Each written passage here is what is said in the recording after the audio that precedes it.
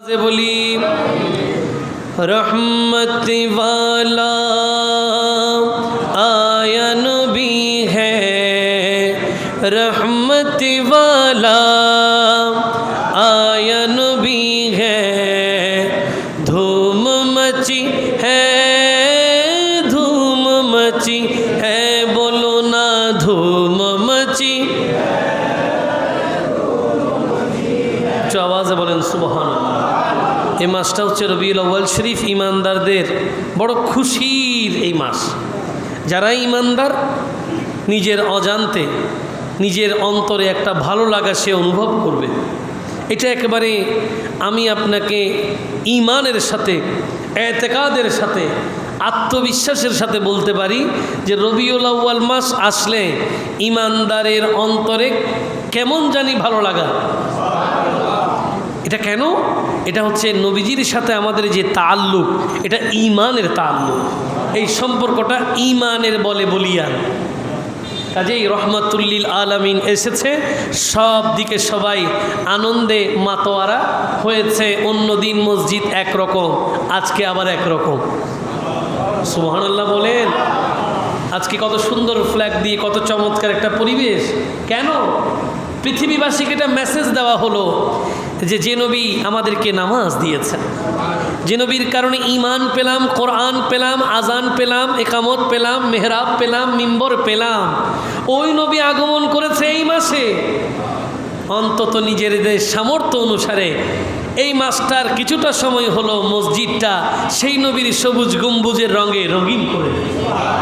কাজে মোহব্বতের আওয়াজে রহমত ওয়ালা আয়া নবী হ্যায়, रहमत वाला हाँ धूम मची है, धूम मची है, धूम मची है। आका के महफिल जो भी सजाए, करके चिरागा सबको बुलाए। आका के महफिल जो भी सजाए, करके चिरागा सबको बुलाए। उसको हमेशा झोली भरी है, उसको हमेशा झोली भरी है। धूम मची है, धूम है, रहमत वाला आया नबी है, रहमत वाला हाँ धूम मची है, धूम मची है, धूम मची है। जश्न विलादते आका का आया, सबने मुहब्बते से मनाया। जश्न विलादते आका का आया, सबने मुहब्बते से मनाया, सबने मुहब्बते से मनाया।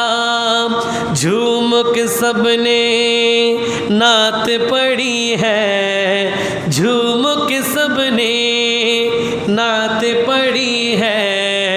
धूम मची, धूम मची है, धूम मची है, धूम मची है।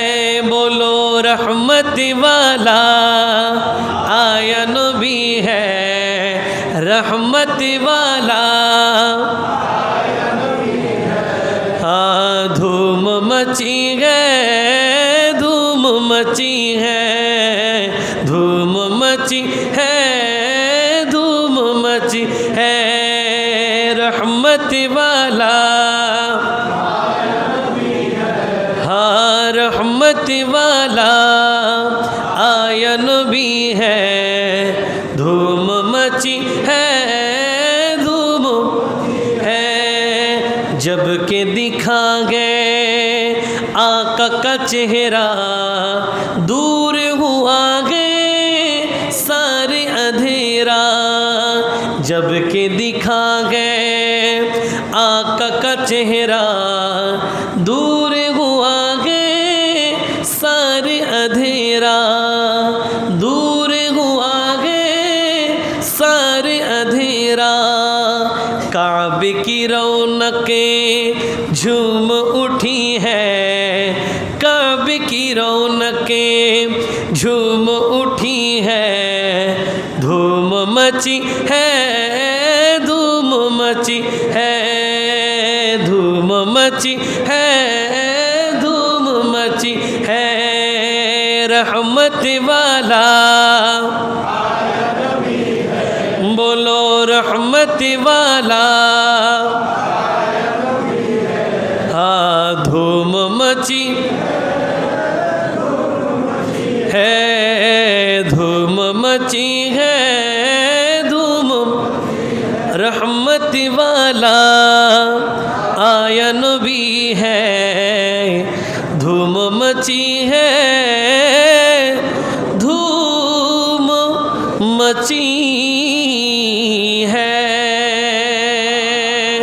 সবাই বলি মারহাবা আরো চিৎকার দিয়ে বলি মারহাবা এবার পড়ি সুবহানাল্লাহ আলহামদুলিল্লাহ আল্লাহু আকবার সুবহানাল্লাহ আলহামদুলিল্লাহ আল্লাহু আকবার সুবহানাল্লাহ আলহামদুলিল্লাহ আল্লাহু আকবার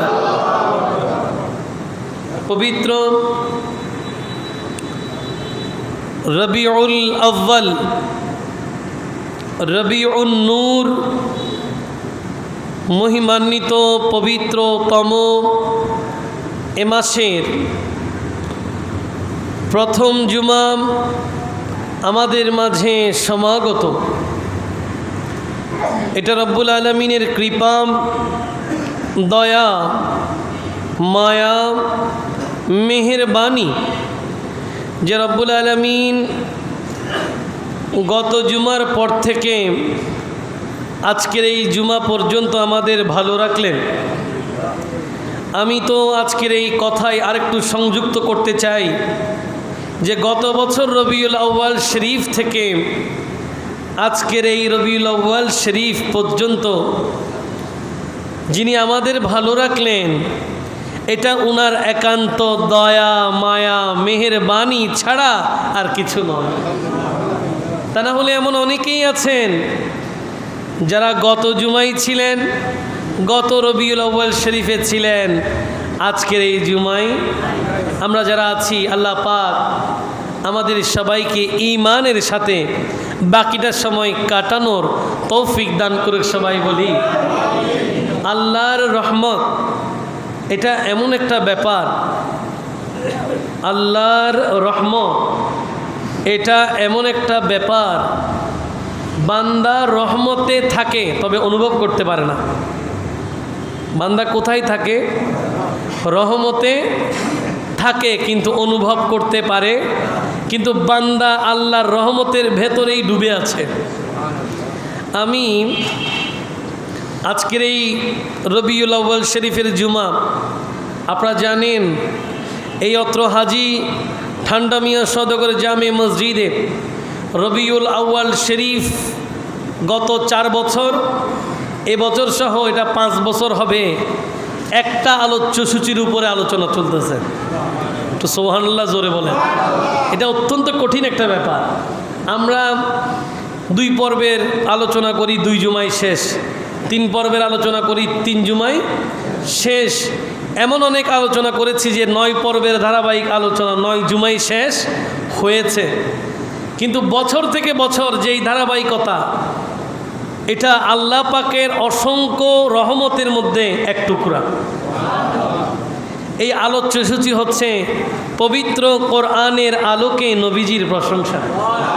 বড় চমৎকার সাবজেক্ট, এমন একটা সাবজেক্ট যেটার উপরে কারো কোনো কলম দেওয়ার সুযোগ থাকে না। কেন? কারণ প্রশংসা করছেন স্বয়ং লা ইলাহা, এখানে বান্দার আর কোনো হাত। ওই দিকটার দিকে নজর করে আমি গত 4 বছর এবং আজকের এই পর্ব যেটা শুরু করতে যাচ্ছি, এটা বছর থেকে বছর প্রায় 5 বছরের সিলসিলা। সুবহানাল্লাহ। আপনারা ভাগ্যবান যারা এই প্রোগ্রামগুলোতে অন্তত রবিউল আউয়াল শরীফে ধারাবাহিক ছিলেন, আপনাদের জন্য সৌভাগ্য। আমি কথা বলতে চাচ্ছিলাম যে রহমতে বান্দা ডুবে থাকে কিন্তু বান্দা অনুভব করতে পারে না। এটা কেন বললাম? এটার কারণ হচ্ছে এই যে জুমা আজকে যেটা শুরু করব, এটা তো আমার কাছে নোট থাকে গত বছরের পরে এই বছর কি আলোচনা করব, কোত্থেকে শুরু হবে, এটা নোট থাকে। কিন্তু কি বলেছি, কোথায় কি শেষ হয়েছে, এটার জন্য একটা ডকুমেন্টারি, একটা দলিল দরকার আছে না? সেক্ষেত্রে অনলাইন আমাদেরকে অনেক সহযোগিতা করে। আমি এই জুমাটা রেডি করার জন্য গত বছর রবিউল আউয়াল শরীফের শেষ জুমাটা আমার চ্যানেলে ইউটিউবে গিয়ে দেখলাম লাস্টে কি আলোচনা শেষ হয়েছে। তো দেখলাম যে সূরা আহজাবের 56তম আয়াত, যেটাকে আয়াতে সালাম বলে, সুবহানাল্লাহ, যেটাকে আয়াতে সালাত বলে, যেটাকে আয়াতে দুরুদ শরীফ বলে, সে আয়াতটা একটু তুলে ধরেছিলাম, তবে ব্যাখ্যায় যাই নাই। ওখানে বলেছিলাম যে আল্লাহ যদি আমাকে আগামী বছর তৌফিক দেয় তাহলে ওই জায়গা থেকে আলোচনা শুরু। সেদিনের তৌফিক চাওয়া আর আজকের এই দিনে আল্লাহর তৌফিক দেওয়া, এটা বিশাল বড় রহমত। কেন? কারণ ওই তৌফিক চাওয়া থেকে আজকের এই তৌফিক পাওয়া পর্যন্ত অসংখ্য মানুষ পৃথিবী থেকে পর্দা করেছেন। অনেকে অসুস্থ হয়ে গেছেন, অনেকে মাজুর হয়ে গেছেন, অনেকের অবস্থা করুণ হয়ে গেছে আগের অবস্থানে। কিন্তু আল্লাহ পাক সেই গত বছর রবিউল আউয়ালের শেষ থেকে আজকের এই রবিউল আউয়াল পর্যন্ত আমাদের ভালো রাখলেন। এই জন্য মন থেকে আরেকবার বলেন আলহামদুলিল্লাহ। ভালো রাখেন কে? রহমত দেন কে? রহমান যিনি, তিনি আমাদেরকে দয়া করেন। সেজন্য সর্ব অবস্থায় জিকির হবে কার? তসবিহ হবে কার? প্রশংসা হবে কার? সকাল সন্ধ্যা প্রশংসা কার হবে? সে আল্লাহ বলছেন, বান্দারে প্রশংসা তো আমার হবে, ঠিক আছে, শুকরিয়া আমার হবে, ঠিক আছে, তসবিহ তাহমিদ আমার হবে, ঠিক আছে, তবে তোমার সাথে আমার সম্পর্ক হচ্ছে খালেক এবং মখলুকের। আমি স্রষ্টা, তুমি সৃষ্টি। আল্লাহ স্রষ্টা, আমরা, আমাদের সাথে বান্দার আল্লাহর সম্পর্ক হচ্ছে সৃষ্টিগত। আল্লাহ বলছেন তুমি আমার শুকরিয়া আদায় করবা, তবে এখানে একটা কথা আছে, এই শুকরিয়ার অনেকগুলো প্রক্রিয়া আছে, এই শুকরিয়ার অনেকগুলো নীতিমালা আছে, এই শুকরিয়ার অনেকগুলো পদ্ধতি আছে। এর মাঝে একটা পদ্ধতি এরকম যে আল্লাহ কোরআন আল করিমে বলছেন লাকাদ মান্নাল্লাহু আলাল মুমিনিন ইয বাআসা ফীহিম রাসূলা। আল্লাহ বলছেন আমি ঈমানদারদেরকে বড় দয়া করলাম, বড় এহসান করলাম। তো আল্লাহ দয়া তো আপনিই করবেন, সুবহানাল্লাহ পড়ে। দয়া করবে কে? তিনি রহমান। আমরা ওনার ব্যাপারে বলি রহমানুর। আল্লাহ বলছেন আমি বান্দাকে দয়া করি, ঠিক আছে, তবে এমন একটা দয়া আছে যেই দয়াটা দয়াগুলোর মধ্যে সেরা, যে দয়াটা দয়াগুলোর মধ্যে, যে দয়া পেয়ে বান্দা দামি হয়ে যায়। আল্লাহ বলছেন লাকাদ মান্নাল্লাহু আলাল মুমিনিন, আমি ঈমানদারদেরকে বড় এহসান করলাম, আমি ঈমানদারদেরকে বড় দয়া করলাম। কি দিয়ে? ইয বাআসা ফীহিম রাসূলা, কারণ আমি তাদেরকে আমার শ্রেষ্ঠ রসূল দিয়েছি। আর জোরে বলেন সুবহানাল্লাহ। আল্লাহ পাক বলে নাই যে আমি তাদেরকে দয়া করলাম তাদেরকে সৃষ্টি করে, আমি তাদেরকে দয়া করলাম তাদেরকে এটা দিলাম, আমি তাদেরকে দয়া করলাম তাদের জন্য জমিন দিলাম, আমি তাদেরকে দয়া করলাম তাদের জন্য রিজিকের ব্যবস্থা করলাম। কত দয়ার কথা বলা যায়, শেষ করা যাবে। কেন? ফাবি আইয়ি আলাই রাব্বিকুমা, বান্দা তো আল্লাহর নিয়ামতের শুকরিয়া আদায় করতে পারবে না, এটা কে বলেছেন? বান্দার পক্ষে সেটা সম্ভব। কিন্তু আল্লাহ বলতেছেন এত এত নিয়ামতের মাঝে একটা নিয়ামতকে তোমাদেরকে স্মরণ করিয়ে দিলাম। কেন? যেন তোমরা বুঝতে পারো এই নিয়ামতটা কেমন নিয়ামত। এই জন্য রব্বুল আলামিন বলছেন আমি ঈমানদারদেরকে বড় দয়া করলাম যে তাদেরকে আমি আমার রসুলকে দিয়েছি। তার মানে নবী পেয়ে আমরা ধন্য হলাম, এটা বলেছেন কে? আরো জোরে। তাহলে যেই নেয়ামত পেয়ে আল্লাহ পাক নেয়ামত দিয়ে বান্দাকে আবার এহসান দয়ার কথা স্মরণ করিয়ে দেয়, সেই নেয়ামতের যত্ন নেওয়ার বান্দার দরকার আছে না নাই? আরো জোরে বলেন। কাজেই আল্লাহর হুকুম মেনে নেওয়াটা হচ্ছে বুদ্ধিমানের কাজ। আল্লাহর হুকুমের বিপরীতে গিয়ে, স্রোতের বিপরীতে গেলে কেউ কখনো টিকে থাকতে পারে? একদিন না একদিন সেই ভুল ভেঙে গেলে সময়গুলো হারিয়ে যাবে, ঈমানের দৌলত অন্তর থেকে মুছে যাবে। আল্লাহ আমাদেরকে রহমতুল্লিল আলামিনকে নিজের জীবনের চেয়ে বেশি ভালোবাসার তৌফিক দান করে। সবাই বলি মহাব্বত। ভালোবাসা তিন প্রকার। কয় প্রকার? তিন প্রকার। এক নম্বর মহাব্বতে ঈমানি, দ্বিতীয় নম্বর মহাব্বতে তবেঈ, তৃতীয় নম্বর মহাব্বতে আকলি। মহাব্বত কয় প্রকার? তিন প্রকার। তিন ধরনের ভালোবাসা হয়। একটা মহাব্বত যেটা ঈমানের কারণে ভালোবাসতে হয়। কিসের কারণে? ঈমানের কারণে। আমরা আল্লাহ এবং রসুল এবং নবীজির আনিত সকল বিধিমালাকে যে ভালোবাসি, যত্ন করি, নামাজ পড়ি, জিকির করি, দুরূদ শরীফ পড়ি, যাবতীয় ইবাদত আমরা করি, এই সবগুলো করি মহাব্বতে ঈমানি থেকে। এটা মহাব্বতে ঈমানি। আর বাকি দুই ধরনের মধ্যে একটা হচ্ছে মহাব্বতে তাবেঈ, স্বভাবগত ভালোবাসা। সন্তান বাবা মাকে ভালোবাসে, মা তার সন্তানকে ভালোবাসে, ছাত্র শিক্ষককে ভালোবাসে, শিক্ষক ছাত্রকে ভালোবাসে। এটা হচ্ছে স্বভাবগত ভালোবাসা, এটাকে বলে মহাব্বতে তাবেঈ।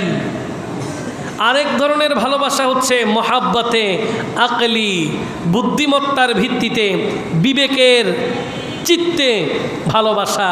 যেমন অসুখ হলে তিতা তিতা ওষুধকে ভালোবাসা। মজা নাই কিন্তু খাইতে হচ্ছে, মজা নাই কিন্তু খেতে ঔষধ আপনাকে সেবন করতে হচ্ছে।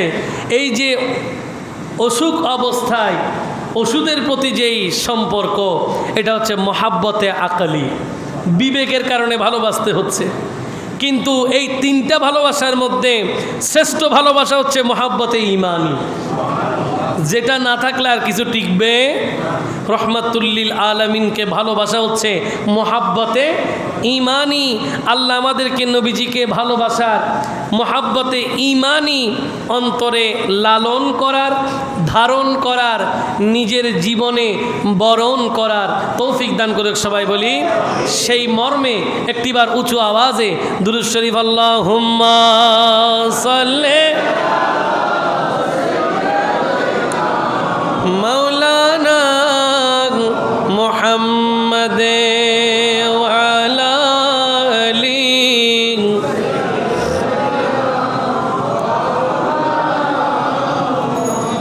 আসুন পঞ্চমবারের মতো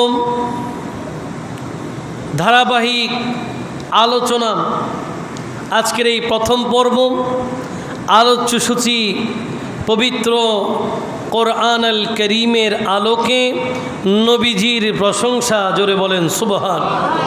আজকে আমাদের আলোচ্যসূচিতে আছে সূরা আহজাবের 56তম আয়াত, যেটা গত বছর রবিউল আউয়াল শরীফের শেষ দিকে ছিল, যেটার ব্যাখ্যা করার সুযোগ হয়নি। এবছর করব বলে মহান রব্বুল আলমিনের দরবারে তৌফিক চেয়েছিলাম, আল্লাহ পাক দিয়েছেন।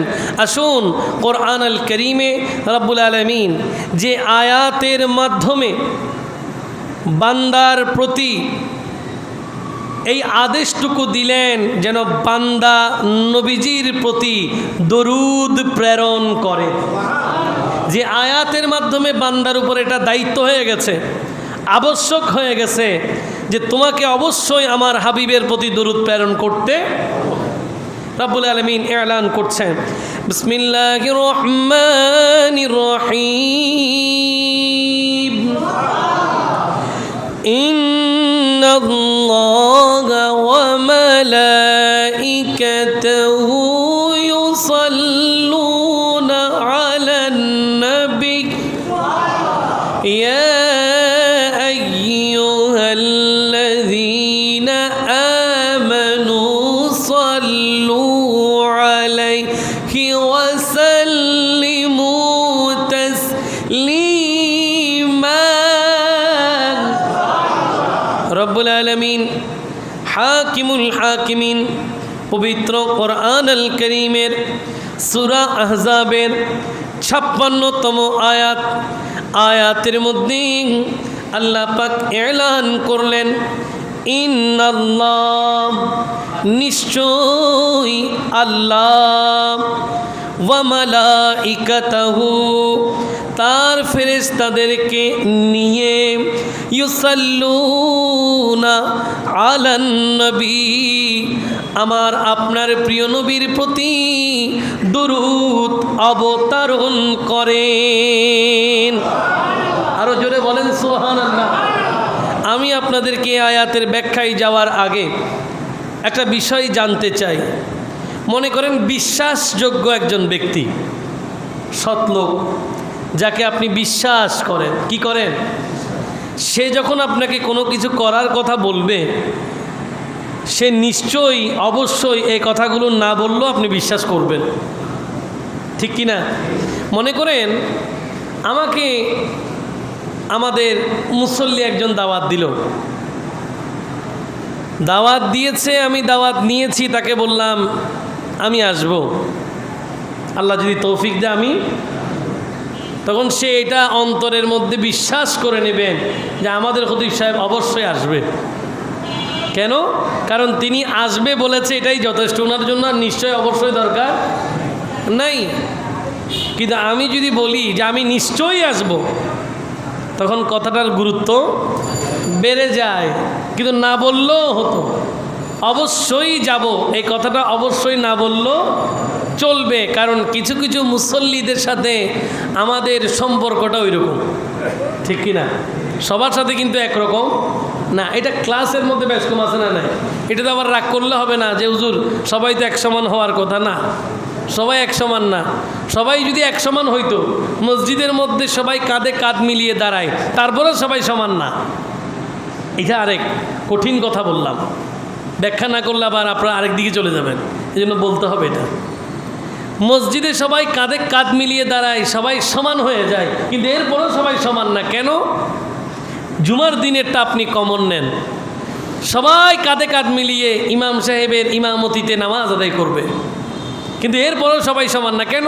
ওই যে কিছুদিন আগেই বললাম, বুখারী মুসলিমের হাদিস, মসজিদে যে আগে আসবে তার সওয়াব বেশি। জোরে বলেন সুবহানাল্লাহ। বাকি সব সমান থাকলেও এর গ্রেডটা একটু বেশি থাকবে। যিনি জুমার দিন সবার আগে মসজিদে আসেন, সে আল্লাহর রাস্তায় একটা ওট কোরবানি করার সওয়াব পাবে। তো তার সাথে যিনি সবার শেষে আসছে, এর সাথে কি মিলবে? সবাই এক জায়গায় হইলেও তারপরও সমান হয়। একইভাবে মুসল্লিদের সাথে আমাদের সাথে এরকম সম্পর্ক, সবার সাথে একরকম সম্পর্ক রাখা সম্ভব হয় না। অনেকে আমাদেরকে অন্তরের গহীন থেকে শ্রদ্ধা করেন, সম্মান করেন, এটা বুঝাতে আমাদেরকে সক্ষম হয়েছে যে আমি আপনাকে ভালোবাসি, তারপরে আমরা এদেরকে পছন্দ করি। তারা হলো অসংখ্য মুসল্লি এমন আছে যাদের সাথে আমাদের বছরের পর বছর মুসাফাহা হয় নাই, মুআনাকা হয় নাই, অথচ মুসাফাহা মুআনাকা করলে নাকি মহব্বত বাড়ে। তো জোরে বলেন সুবহান। মুসাফাহা করলে, মুআনাকা করলে একে অপরের প্রতি মায়া, মহব্বত, উলফত তৈরি হয়। বান্দা যখন মুসাফার জন্য দুটো হাত লাগিয়ে দেয়, ওখানে দোয়া আছে না একটা, কি দোয়া করে? ইয়াগফিরুল্লাহু লানা ওয়া লাকুম, আল্লাহ আপনাকেও ক্ষমা করে দেখ, আমাকেও ক্ষমা করে দেখ। বান্দা হাত খোলার আগে, মুসাফা থেকে হাত খোলার আগে তাদের দুইজনের জীবনের গুনাহ আল্লাহ মাফ করে দেয়। আরো জোরে বলেন সুবহান। তো এরকম অসংখ্য লোক আছে যাদের সাথে আমাদের মুসাফা হয়, তো গুনাহ মাফ না হলে মহব্বত আসবে কোত্থেকে, ঠিক কি না?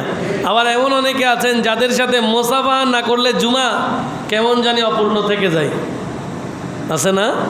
এই জন্য মহব্বতের একটা ব্যাপার আছে।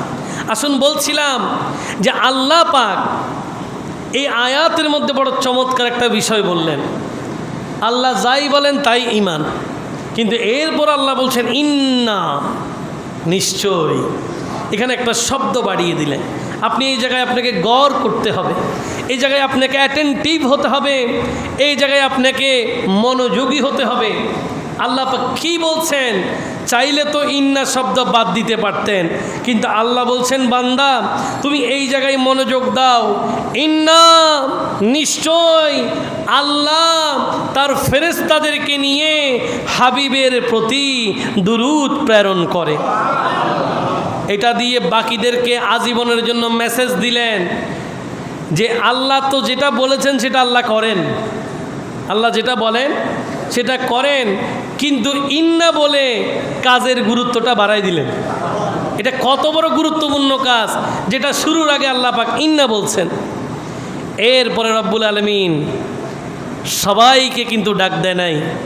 আল্লাহ বলছে ইয়া আইয়ুহাল্লাযীনা আমানু, ওহে ঈমানদার। এখানে মুনাফিকরা বাদ পড়ে গেছে, এখানে পৃথিবীর সব মানুষ নাই, কারণ সবাইকে যদি দরকার হইতো আল্লাহ বলতো ইয়া আইয়ুহান্নাস সল্লু আলাইহি ওয়াসাল্লিমু, কিন্তু আল্লাহ সেটা বলে নাই। আল্লাহ বলছেন ইয়া আইয়ুহাল্লাযীনা আমানু, ওহে যারা ঈমানদার, ঈমানের ধনে ধনবান, তোমাদেরকে ডাক দিলাম।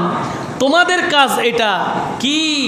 সল্লু আলাইহি ওয়াসাল্লিমু তাসলিমা, আমার হাবিবের প্রতি দুরূদ প্রেরণ করো, সালাত প্রেরণ করো, যথাযথ সালাম দাও। জোরে বলেন সুবহান। তাহলে ঈমানদার যদি আপনি হন, দুরূদ শরীফ পড়তে আপনার আলসে লাগার কথা না। ঈমানদার যদি আপনি হন, দুরূদ শরীফ পড়লে আপনার খারাপ লাগার কথা। ঈমানদার যদি আপনি হন, দুরূদ শরীফের প্রতি কোনো আপত্তি আপনার থাকার কথা কেন? এটা পৃথিবীর কোনো মুফতির ফতোয়া নয়, কোনো মুহাদ্দিসের হাদিসের বিশ্লেষণ নয়, কোনো ফকির ফিকার আইনগত মাসালাই সমাধান হয় নাই। এই আমল করতে বলেছেন খুদ লা ইলাহা ইল্লাল্লাহ। এর চেয়েও চমৎকার ব্যাপার হলো রব্বুল আলামিন এখানে কাজ যেটা করেছেন, আমল যেটা করেছেন, এটা কিন্তু বান্দার সাথে আল্লাহর সাথে ফেরেশতাদেরকে নিয়ে একই শব্দে গাথা। সুবহানাল্লাহ বলেন। অনেক বন্ধুরা মাঝে মাঝে বলেন যে আল্লাহ এবং রসুল এক জায়গায় আসলে নাকি শিরিক হবে। কি হবে? এরা পাশাপাশি লিখতে চায় না, মন খারাপ করে, বলে আল্লাহ এবং রসুল যদি এক জায়গায় লিখে ফেলে সমান সমান, তাইলে তো শিরিক হবে। এটা হবে? এটা লজ্জাজনক ব্যাপার আর কি, জ্ঞানের দুর্বলতার কারণে এই জাতীয় বক্তব্য বলে। কিন্তু আল্লাহ পাক, আমি রসুল আকরাম, ওই জাত তো অনেক উপরে। আমাদের নবী রহমাতুল্লিল আলামিন, ইনি নবীদের নবী। আপনি ক্লাসটা বোঝার চেষ্টা করেন, আপনি এই নবীর শ্রেষ্ঠত্ব আজমত বোঝার চেষ্টা করেন, তাহলে আপনি মন থেকে ভালোবাসতে আপনার সুবিধা হবে। কেন? কারণ উপরে উপরে ভালোবাসা দেখাইলে কোনো লাভ হবে? এখানেও নাই, ওখানেও। কিন্তু মন থেকে যদি রহমাতুল্লিল আলামিনকে ভালোবাসেন, মরণকালে নবীর দিদার নসিব হবে। দরকার আছে না নাই?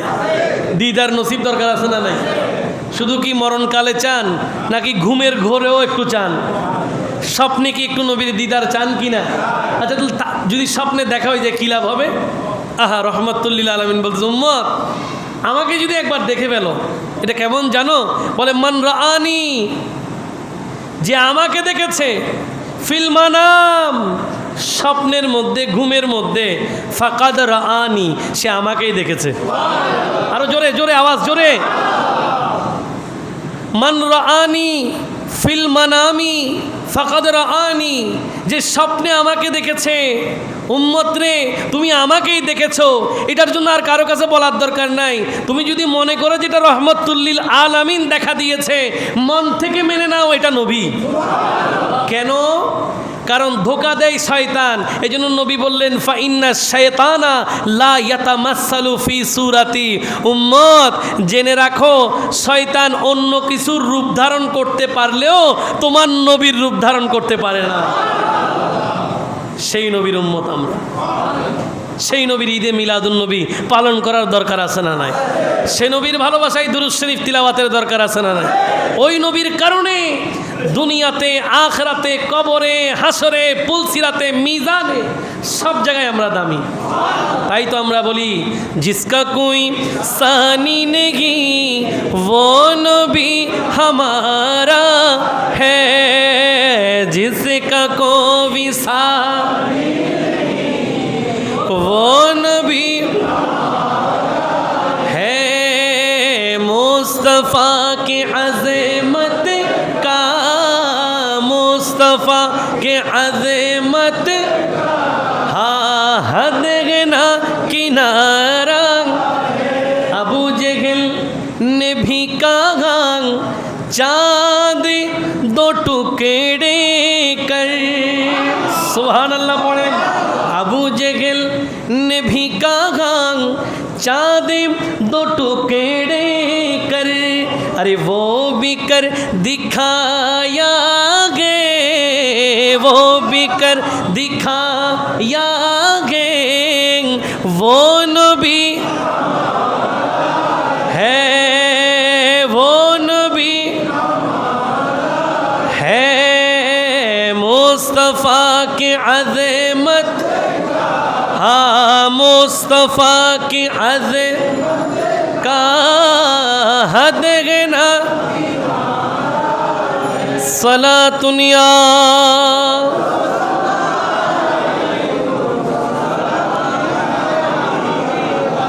আমাদের নবীর শান ও আজমতের কোনো কুল কিনারা রাখেন নাই কে? আরো জোরে বলেন।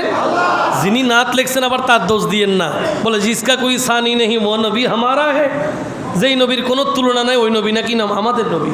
বলে কি তুলনা তো নাই আল্লাহর, তুলনা নাই কার? সে তো আসলে নাত মহব্বত দিয়ে পড়ে, সে দূর থেকে বোঝার চেষ্টা করতেছে আসলে কি বলছে। দূর থেকে দেখলে কিছু বোঝা আসবে, দূর থেকে দেখলে সব মরিচিকা মনে হয় মরুভূমিতে যেভাবে সূর্যের কিরণের রিফ্লেক্স অফ লাইট, লাইটের কিরণে পরিবর্তনে মনে হয় যেন সামনে পানি আছে, আসলে কোথাও পানি। দূর থেকে দেখলে মরিচিকা মনে হবে, কাছে আসবেন তখন দেখবেন মুস্তফা কি আজমত কা হাদেহনা কিনারা হে। যিনি লিখেছেন তিনি লিখেছেন, এভাবেই লিখেছেন যে সৃষ্টির মধ্যে তুলনা নাই, তিনি আমাদের নবী। কেমনে থাকবে? এবার প্রশ্ন, কেমনে? আল্লাহ তো বলতেছে ইন্নাল্লাহ ওয়া মালাইকাতাহু ইউসাল্লুনা, নবীর প্রতি দুরূদ প্রেরণ করেন কে? আরো জোরে বলেন। ঠান্ডা মিয়া মসজিদের খতিব সাহেব বলছে না, না, কে বলেছেন? আল্লাহ বলেছেন। এবার আপনারা মন থেকে একটা কথার উত্তর দেন, বলেন পৃথিবীতে যখন কিয়ামত হবে আমি থাকবো? আপনি থাকবেন? আসমান থাকবে? জমিন থাকবে? গোটা কুল কায়নাত থাকবে? যখন কিছু থাকবে না থাকবে কে? আরো জোরে বলেন, আরো চিৎকার দিয়ে বলেন। আল্লাহ বলছেন যে সব ধ্বংস হয়ে যাবে। কি হয়ে যাবে? কুল্লু শাইইন হালাকা ইল্লা ওয়াজহাহু, সব ধ্বংস, একমাত্র আল্লাহর ওয়াজহে করিম থাকবে, আল্লাহর অস্তিত্ব থাকবে। তিনি কখনো ধ্বংস হন না, তিনি অবিনশ্বর। ঠিক না? তাহলে আমি কি এই কথাটা বলতে পারি না যে যখন কিছু থাকবে না তখন আল্লাহ থাকবে? আল্লাহ থাকলে নবীর দুরূদ থাকবে, আল্লাহ থাকলে নবীর।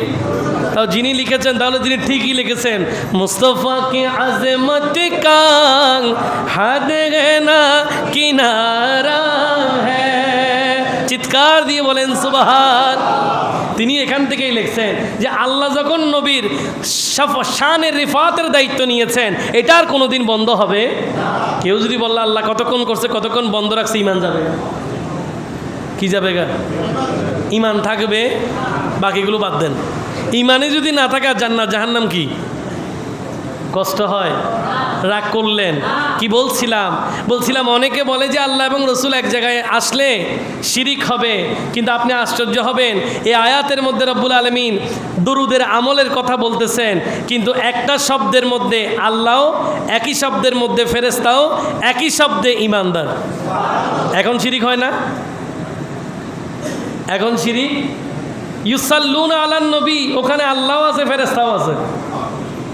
আবার ইউসাল্লুন থেকে ডেরিভেটিভস, ওয়ার্ড ডেরিভেটিভস, যারা গ্রামারে আছে যারা ইংলিশ গ্রামার নিয়ে পড়ালেখা করে, যারা বাংলা ব্যাকরণ বুঝে, এই কথাগুলো আমি তাদের জন্য বললাম। আপনারা জানেন শব্দের অনেক বিবর্তন আছে, শব্দের অনেক কি আছে। আমি এটা একরকম, বাক্যে ব্যবহার হলে আমি দাও হবে, আমি দাও হবে, কিন্তু আমি যদি বলি আমাকে দাও, সুবহানাল্লাহ পড়বেন। আমি কাপড় দাও হবে না, আমাকে কাপড় দাও হবে। অথচ আমি আর আমাকে কথা কিন্তু সেম। কিন্তু আপনি যখন ইংরেজি গ্রামারের দিকে যাবেন, আয়ত্ত কি আমি, মায়ত্ত। আপনাকে বুঝতে হবে কোন শব্দ কোন জায়গায় ব্যবহার হয়। একটা উসুল, অস্তিত্ব এক, কিন্তু বাক্যের মধ্যে পরিবর্তন আছে না নাই। এই ইউসাল্লুন থেকে সল্লু, আল্লাহ এবার ইমানদারদেরকে বলছেন সল্লু আলাইহি ওয়াসাল্লিমু। তাহলে শিরিক যখন তখন হয়। এই জন্য রহমতুল্লিল আলামিন বলছেন, উম্মত আমি তোমাদের জন্য এটা ভয় করি না তোমরা কোনোদিন শিরিক করবে। তার মানে তোমাদের জন্য শিরকের দরজা বন্ধ, তোমরা আর কোনোদিন শিরিক করবে। তবে হ্যাঁ, আমি তোমাদেরকে নিয়ে চিন্তিত একটা বিষয়ে, তোমরা দুনিয়া লোভী হয়ে যাবে, তোমরা দুনিয়ার মোহে পড়ে যাবে, তোমরা দুনিয়ার প্রতি আমোদ ফুর্তিতে ব্যস্ত হয়ে যাবে।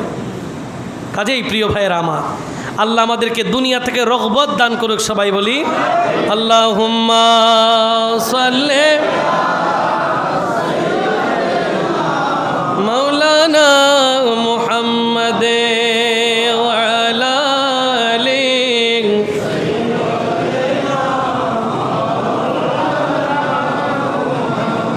তাহলে এই আয়াতে সালাম, এই আয়াতে দুরূদ শরীফের মধ্যে আল্লাহ পাক তিন জাতের কথা বলেছেন।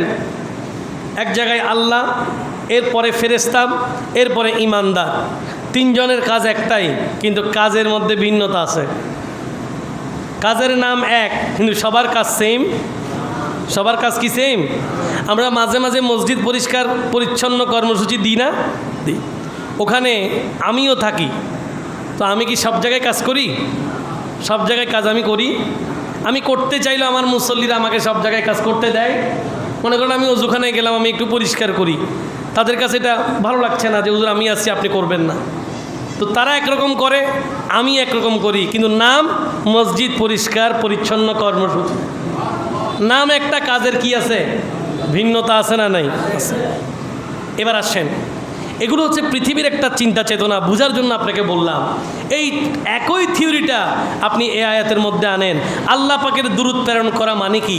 আল্লাহ পাক নবীর প্রতি দুরূদ প্রেরণ করা মানে হচ্ছে আল্লাহ নিজের বন্ধুর প্রতি, হাবিবে কিবরিয়ার প্রতি রহমত প্রেরণ করা, রহমত বর্ষণ করা, এবং হাবিবের গুণগান মর্যাদার কথা ফেরেশতাদের সামনে বর্ণনা করা।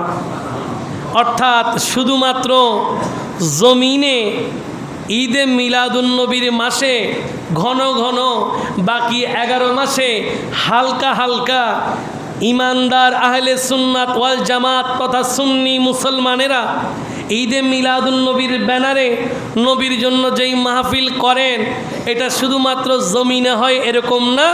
এরকম মাহফিল আল্লাহ ফেরেশতাদেরকে নিয়ে নবীর জন্য আসমানে করে। হ্যাঁ, বলবেন এটা কোথায় আছে? যদি প্রশ্ন করেন কোথায় আছে, যদি খুঁজতে পারেন খুঁজে নেবেন। ইমাম বুখারী সহিহ বুখারীর মধ্যে এনেছেন যে আল্লাহ কেমনে কিতাবুত তাফসীরে এই আয়াতের ব্যাখ্যায় এনেছে যে আল্লাহ কিভাবে নবীর প্রতি দুরূদ প্রেরণ করে। আর ফেরেশতারা আল্লাহর সেই শান ও আজমত, নবীজির কথা আল্লাহর পক্ষ থেকে শুনে নবীজির জন্য আরও মর্যাদা ও শ্রেষ্ঠত্ব তলব করেন এবং বরকতের জন্য দোয়া করেন, পুত পবিত্র পরিবারের জন্য দোয়া করেন। এটা হচ্ছে ফেরেশতাদের দুরূদ শরীফ। তাহলে ইমানদাররা তো যেই দুরূদ শরীফ পড়ে, এটা বড় চমৎকার, এটা আরেক রকম। আল্লাহ বলে দুরূদ পড়তে, ইমানদাররা আবার আল্লাহকে বলে আপনি পড়েন। সুবহানাল্লাহ বলে। আল্লাহ বলছেন সাল্লু আলাইহি ওয়াসাল্লিমু তাসলিমা, তোমরা আমার হাবিবের প্রতি দুরূদ প্রেরণ করো, সালাম দাও। তা আমরা পড়ার সময় বলতেছি আল্লাহুম্মা সাল্লি আলা মুহাম্মদ, হে আল্লাহ সাল্লি আলা মুহাম্মদ, তুমি একটু তোমার হাবিবের প্রতি দুরূদ প্রেরণ করো। এটা কেন? এটা কি কেউ বানাইছে? এটার একটা যুক্তি আছে না নাই? আছে। যখন এই আয়াতটা নাজিল হলো তখন এটার একটা ব্যাখ্যা মুসনাদে আহমদ ইবনে হাম্বলের মধ্যে হাদিসটা এসেছে যে লাম্মা নাজালাত ইন্নাল্লাহ ওয়া মালাইকাতাহু ইউসাল্লুনা আলান নবী ইলা আখিরিল আয়া, যখন এই আয়াতটা নাজিল হলো নবীজির প্রতি, তখন সাহাবায়ে কেরামরা তখন অস্থির হয়ে গেলেন, কিভাবে নবীর প্রতি দুরূদ পড়বে, কীরকম পড়বে, কেমনে পড়বে, এটা নিয়ে তারা দিওয়ানা। নবীজিকে বললেন কাইফা নুসাল্লি আলাইকা ইয়া নবী আল্লাহ, নবী আল্লাহ যে কোরআনে বলেছেন আপনার প্রতি দুরূদ প্রেরণ করার জন্য, কিভাবে আপনার প্রতি দুরূদ প্রেরণ করব হাবিব, একটু আমাদের বলে দেন। তখন নবী শিখিয়েছেন কুলু, তোমরা পড়ো আল্লাহুম্মা সাল্লি আলা মুহাম্মদ ওয়া আলা আলি মুহাম্মদ কামা সাল্লাইতা আলা ইব্রাহিম ওয়া আলা আলি ইব্রাহিম ইন্নাকা হামিদুম মাজিদ ওয়া বারিক আলা মুহাম্মদ ওয়া আলা আলি মুহাম্মদ কামা বারাকতা আলা ইব্রাহিম ওয়া আলা আলি ইব্রাহিম ইন্নাকা হামিদুম মাজিদ। জোরে বলেন না সুবহান। নবী শিখাচ্ছেন যে তোমরা বলবা আল্লাহুম্মা সাল্লি আলা মুহাম্মদ, হে আল্লাহ আপনি আপনার হাবিবের প্রতি দুরূদ প্রেরণ করেন। আল্লাহ আমাদেরকে বলতে প্রেরণ করতে, কিন্তু আমরা আবার আল্লাহকে বললাম প্রেরণ আপনি করেন। বিষয়টা কি? বুজুর্গানে দিন, জমহুর ওলামায়ে কেরাম, ইসলামিক স্কলারগণ এই জায়গায় ব্যাখ্যা দিয়েছেন যে আমাদের জবান তো নাপাক, আমাদের জবান নাপাক, এই জবানে নবীর দুরূদ শরীফ শোভা পায় না। কাজেই আল্লাহর নবী এটা বড় চমৎকার একটা পদ্ধতি শিখিয়ে দিয়েছেন যে তোমরা আল্লাহর কাছে জিম্মা দিয়ে দাও যে আমাদের পক্ষ হয়ে আপনি আপনার শান অনুসারে হাবিবের প্রতি দুরূদ প্রেরণ করুন। এটা হলে হবে কি, বান্দারার পাপের ব্যাপারে পাপের বাটখারা নিয়ে চিন্তা করার দরকার নাই। দুরূদ শরীফ পড়ে দোয়া কবুল, নামাজ পড়ে দোয়া করলে নামাজ কবুল নাও হতে পারে। কেন? কারণ নামাজে আপনার গুনার একটা বিষয় আছে। নামাজে আপনি আছেন, নামাজ আপনি পড়তেছেন নাওয়াইতুয়ান উসাল্লিয়া লিল্লাহি তাআলা, আমি নামাজ পড়ছি। এমন একজন ব্যক্তি আল্লাহর বলি, সে নামাজ পড়লে একরকম, আমি আপনি পড়লে গ্রহণযোগ্যতা ভিন্নতা আছে না নাই? একইভাবে নাওয়াইতুয়ান যখন আমরা ওই যে রোজা রাখি, ঠিক না, তখন আমরা বলি আসুমা, আমরা রোজা রাখবো। একজন আল্লাহর বলি রোজা রাখার আমার রোজা রাখার মধ্যে পার্থক্য আছে না নাই? তখন গ্রহণযোগ্যতার পার্থক্য হয়ে যায়। এই জন্য ইবাদত করে দোয়া কবুল হতেও পারে নাও হতে পারে। ইসলামিক স্কলারগণ বলছেন দুরূদ শরীফ পড়ে দোয়া করলে কবুল হয়ে যায়। এই জন্য আমি যখন আপনাদেরকে প্রত্যেক জুমাতে সালাম ফেরানোর পরে দোয়া করার আগে দুরূদ শরীফ পড়াই, কেন? এরপরে আবেদন নিবেদন আল্লাহর দরবারে আমরা তুলে ধরি যে আল্লাহ আমরা গুনাহগার, আমাদের জুমার আহকাম আরকান তোমার নবীর দুরূদ শরীফের সাদকায় কবুল করো। কিন্তু তারপরে অনেকে ঘুমায়, এরা ক্লান্ত, এরা জুমার পরে আমি ওয়াজ করে ক্লান্ত হওয়ার আগে তারা শুনে ক্লান্ত হয়ে যায়। এই জন্য আওয়াজ সবসময় কম আসে। আওয়াজ কি আসে? কম আসে। আজকে যদি ইচ্ছা করে আওয়াজ না দেন, সাকারাতের বিছানায় আওয়াজ বের করতে চাইলেও বের হবে না, আছে না? লাক্কিনু মাউতিকুম লা ইলাহা ইল্লাল্লাহ, হাদিস শরীফের মধ্যে আছে তোমরা মৃত্যু পথযাত্রীকে তলকিন করো, লা ইলাহা ইল্লাল্লাহ পড়াও। তো এনেকে তো আমরা লা ইলাহা ইল্লাল্লাহ বলতেছি, সে তো বলতে পারে না। কেন? তখন তার প্রাণ বায়ু পৃথিবী থেকে বের হবে, একেবারে কণ্ঠনালীতে চলে আসছে, বের হয়ে যাবার কতক্ষণ গেলে উনি ইন্তেকাল করবেন। তার মুখ দিয়ে এখন আর আওয়াজ করে আল্লাহর জিকির নবীর দুরূদ আসে? এটা আমার যেমন আপনার তেমন, ভাই আমার যেমন আপনার তেমন। আজকে সুযোগ আছে, এই সুযোগটাকে কাজে লাগান। কেন? এগুলোকে ফাঁকি দেওয়ার সুযোগ, এটা একদিন আপনার জন্য দলিল হয়ে যাবে। আজ আওয়াজ আছে, আজ শক্তি আছে, আজ ভালোবাসা আছে, অন্তর দিয়ে মন ভরে নবীর প্রতি দুরূদ শরীফ পড়বে। ওখানে আমরা দুরূদ শরীফের মধ্যে কি বলি? আল্লাহ তুমি দয়া নসিব করো মদিনায় নবীজিকে না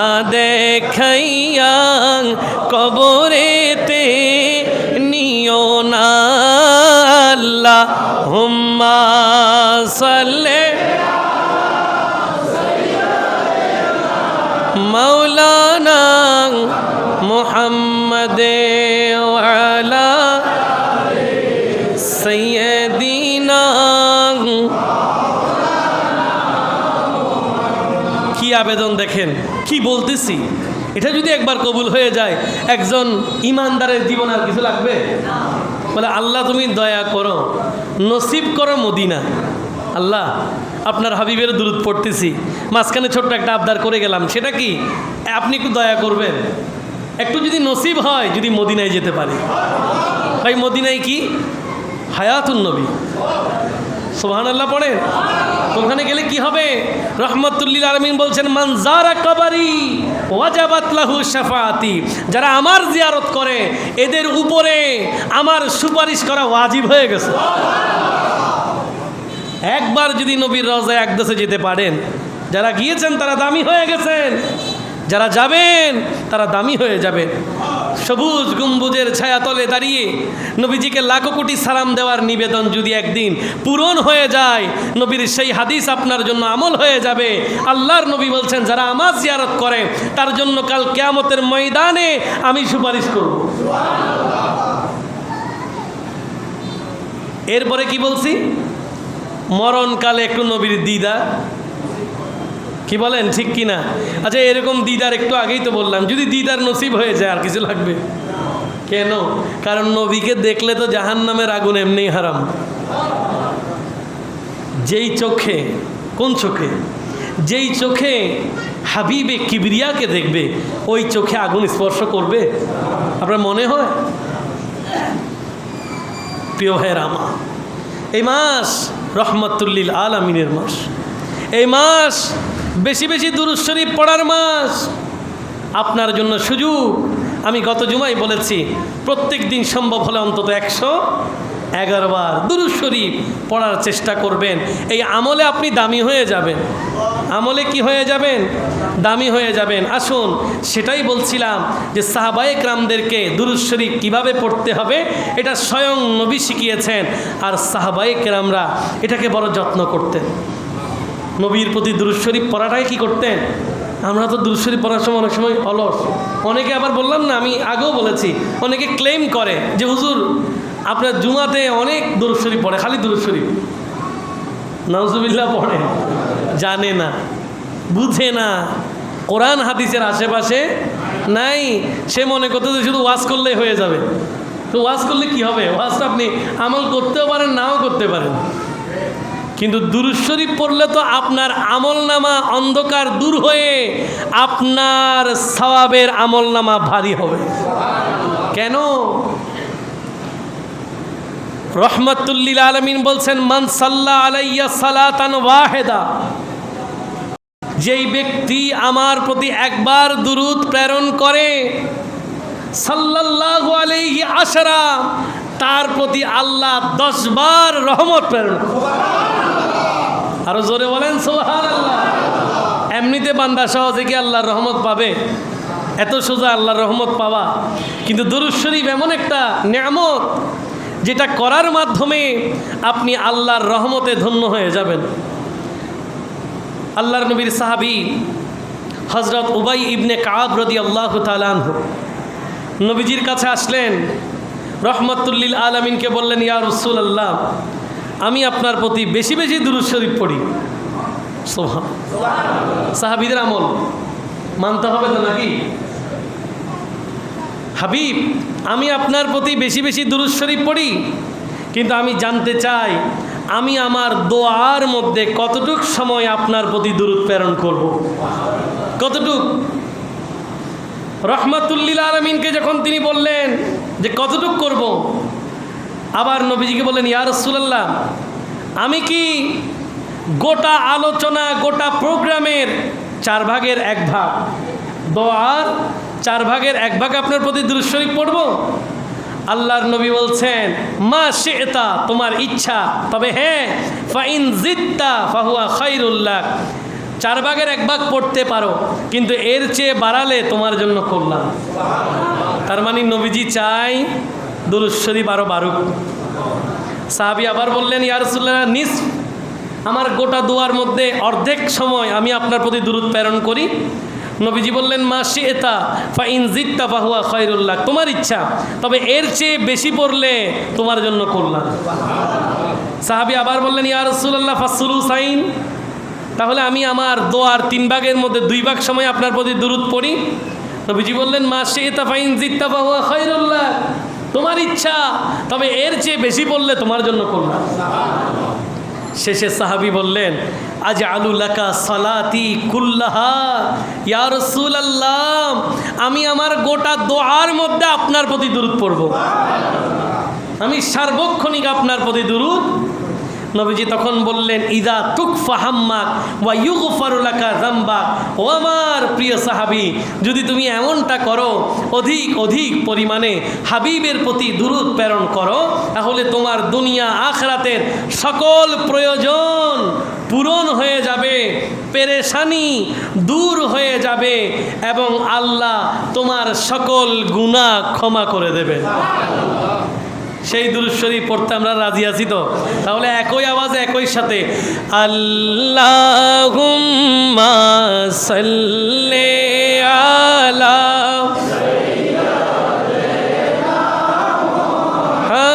মুহাম্মাদিন নবী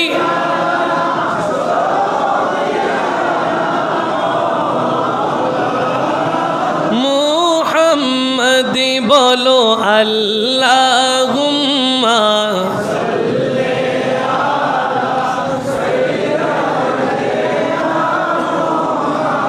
মুহাম্মাদিন নবী।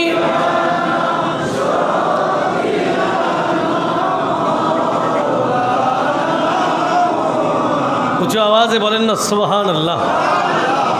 এরকম যদি আপনি অধিক পরিমাণে দুরূদ শরীফ পড়েন, অনেকগুলো নেয়ামতের মধ্যে একটা নেয়ামত আল্লাহর নবী বলেছেন, আউলান নাস বি ইয়াউমাল কিয়ামা আকসারুহুম আলাইয়া সালাতা, বলে কাল কিয়ামতের ময়দানে আমার উম্মত সে ব্যক্তি আমার নৈকট্য পাবে, আমার কাছে থাকতে পারবে কে, যে বেশি বেশি আমার প্রতি দুরূদ প্রেরণ করে। বেশি বেশি আমার প্রতি কি প্রেরণ করে? তো এই যে বান্দা দুরূদ শরীফ প্রেরণ করে, এগুলো কেমনে যায়? আল্লাহর নবী বলছেন, তুমি যত দূর থেকেই আমার প্রতি দুরূদ পড়ো, সেটা আমার কাছে চলে আসে। কারণে বলে, ইন্না লিল্লাহি ফিল আরদি মালাইকাতান সাইয়াহিন ইউবাল্লিগুনা মিন উম্মতি আসসালাম, বলে নিশ্চয়ই এই জমিনে আল্লাহর কিছু ফেরেশতা, এমন বিচরণকারী ফেরেশতা আছে, যারা যেখান থেকে আমার উম্মতরা দুরূদ পড়ুক তারা আমার কাছে নিয়ে আসে। জোরে বলেন সুবহান। এই তো গেল পুরস্কার, এবার আসেন শাস্তির কথা। শাস্তি কি? আল্লাহর নবী বলছেন, জিবরিল আমিন আমার কাছে এসেছে, 3টা আরজি দিয়েছে। কয়টা? 3টা আবদার করেছে, 3টা দোয়া করেছে, 3টাতে আমি আমিন বলেছি।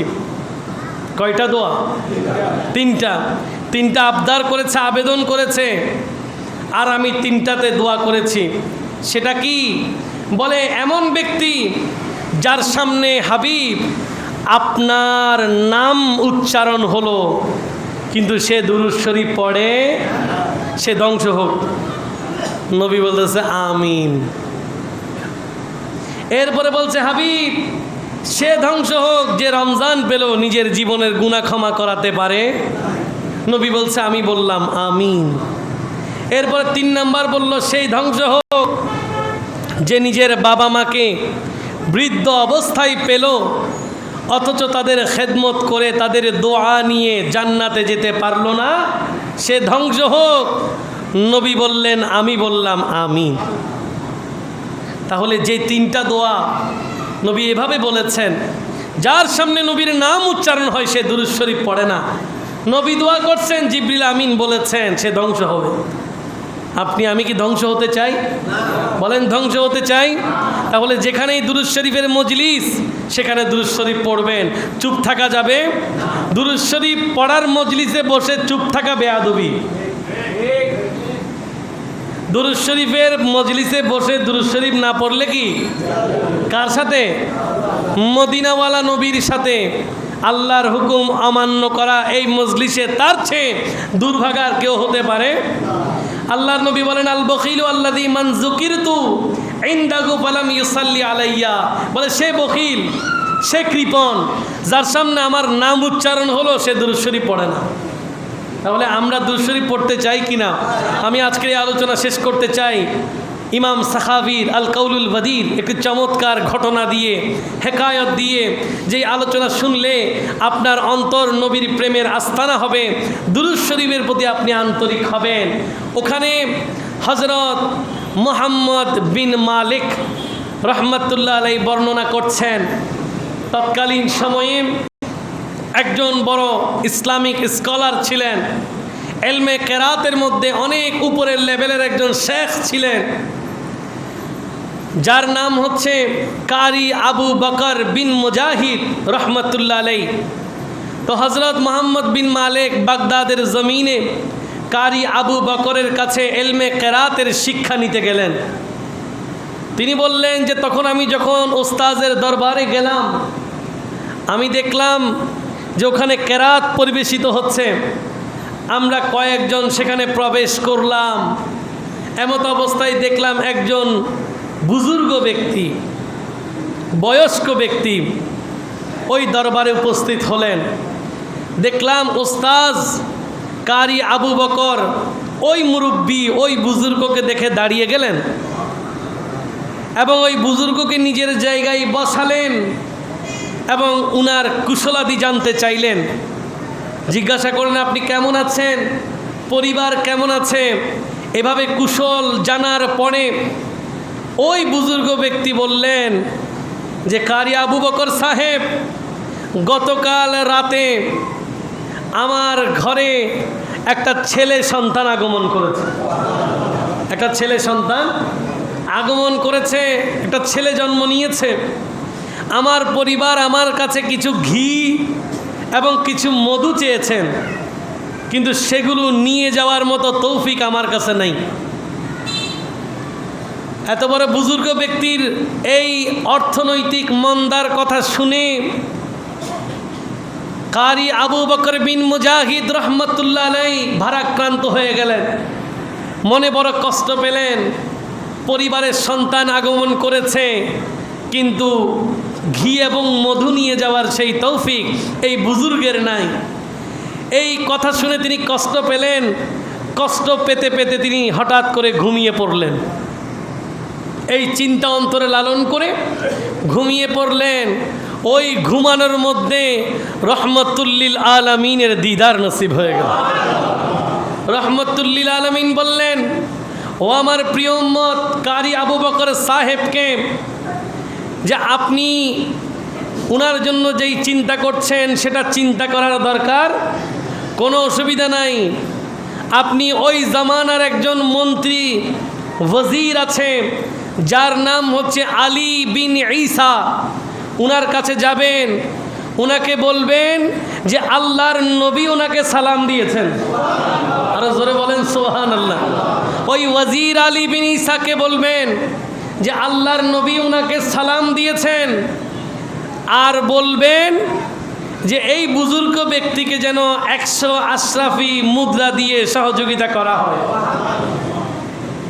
কিন্তু আলী বিন ঈসা যদি আপনাকে নবীর পক্ষ থেকে এই পায়গামের সত্যতা যাচাই করার জন্য কিছু জিজ্ঞাসা করে, আপনি তাকে আলামত বলবেন যে হুজুর বলেছেন আপনি প্রত্যেক রাতে আল্লাহর হাবিবের প্রতি 1000 বার দুরূদ শরীফ পড়েন, কিন্তু গতকাল জুমার রাত আপনি 700 বার দুরূদ শরীফ পড়েছেন।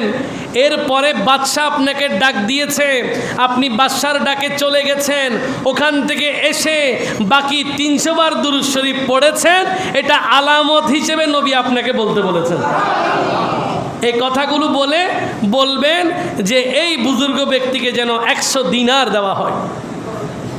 ঘুম থেকে উঠলেন, সাথে সাথে ওই বুজুর্গকে সাথে নিয়ে ওই ওয়াজির মন্ত্রীর কাছে গিয়ে বলেন যে ও আলী বিন ঈসা, হুজুর আপনি মন্ত্রী ওয়াজির, আপনার কাছে দয়াল নবী সালাম দিয়েছেন। এই কথাগুলো বলার সাথে সাথে ওয়াজির আলী বিন ইসাম দাঁড়িয়ে গেলেন, ওই বুজুর্গ ব্যক্তিকে যথাযথ সম্মান করে নিজের স্থানে বসালেন এবং সাথে সাথে নিজের খাদেমকে বললেন, যাও উনার জন্য 10,000 দিনার নিয়ে আসো। নবী বলছেন কত? 100। নিয়ে আসলেন কত? 10,000 দিনার নিয়ে আসলেন। উনাকে প্রথমে 100 দিনার দিলেন, এরপরে হজরত আবু বকরকেও আবার কারি আবু বকর সাহেবকে 100 দিনার দিতে চাইলেন।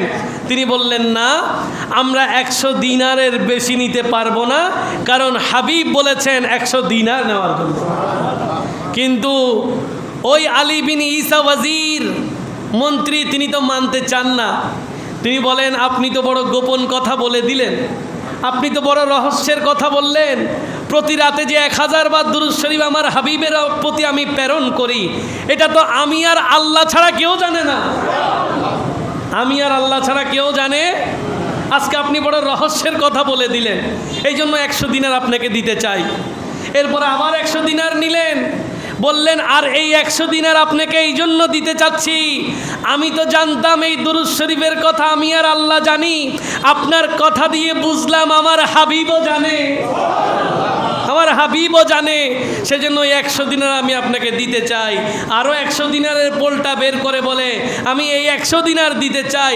আপনি দূর থেকে কষ্ট করে এই পেগাম নিয়ে আমার কাছে এসেছেন, কিন্তু কারি আবু বকর সাহেব বলেন যে না না, হুজুর আমাদেরকে বলেছেন যেন 100 আশরাফি মুদ্রা এই বুজুর্গকে দেওয়া হয়, যিনি প্রয়োজনীয় নিজের যাবতীয় বিষয়গুলো যেন কিনতে পারেন। প্রিয় ভাইয়েরা আমার, বুঝাতে চাচ্ছিলাম, নীরবে নিবৃত্তে হাবিবে কিবরিয়া রহমাতুল্লিল আলামিনের সাথে সম্পর্ক যদি রাখতে চান, কাল কিয়ামতের ময়দানে নবীর কাছে যদি থাকতে চান, তাহলে বেশি বেশি দুরূদ শরীফ পড়ুন এবং এমনভাবে পড়বেন যেন কেউ না জানে। কোনো দিন হয়তো আপনার স্বপ্নেও রহমাতুল্লিল আলামিনের দিদার নসিব হবে। পবিত্র কোরআন আল করিমের আলোকে নবীজির প্রশংসার আজকের প্রথম পর্বে ইতি টানতে চাই। আমাদের মা বোনদের জন্য একটা রচনার সাবজেক্ট দিয়েছিলাম, 10 লাইন প্রিয় নবী সম্পর্কে লিখবেন। কিন্তু যেটা আপনারা মনে করছেন যে সহজ হবে, বিষয়টা এরকম না। এখানে তথ্য উপাত্তর চেয়ে গুরুত্বপূর্ণ ব্যাপার হলো আপনি নবীজিকে নিয়ে কী ভাবেন সেটা তুলে ধরবেন। নবীজিকে আপনি কেমন জানেন, কি জানেন, কেমন জানেন, নিজের ভালোবাসা মিশ্রিত 10টা লাইন লিখবেন। আমার মা বোনের নামটা লিখবেন, মুসল্লি যিনি থাকবেন ওনার নামটা লিখবেন, মুসল্লির মোবাইল নাম্বারটা দিয়ে আগামী জুমাবার শেষ সময় সেটা আমাদের মসজিদের মুয়াজ্জিন সাহেব আছেন, ওনার কাছে পৌঁছে দেবেন। আর একটি দাওয়াত দিতে চাই, আজকে আজিমুসান একটি মাহফিল হবে, এখানে আপনার বেসাশা যেতে, ওখানে এবাদতখানা, ওটার নাম আমার এক্স্যাক্টলি স্মরণ পড়ছে না, হ্যাঁ, সালাম চৌধুরী এবাদতখানা, ওখানে আজিমুসান আজকে ঈদে মিলাদুন্নবী সাল্লাল্লাহু আলাইহি ওয়াসাল্লামের মাহফিল হবে। এশারের নামাজের পর থেকে আমি অধম আপনাদের খেদমতে তাকরীর করব। আমি সবাইকে দাওয়াত দিচ্ছি, অবশ্যই সবাই সেই মাহফিলে যাবেন। খুব চমৎকার একটি বিষয় নিয়ে আলোচনা হবে। আগামী পর্বগুলোতে আপনাদেরকে ধারাবাহিক পাবো সেই আশা ব্যক্ত রেখে ভালো থাকুন, সুস্থ থাকুন সেই প্রত্যাশায় ওয়া আখির দাওয়ানা আলহামদুলিল্লাহ।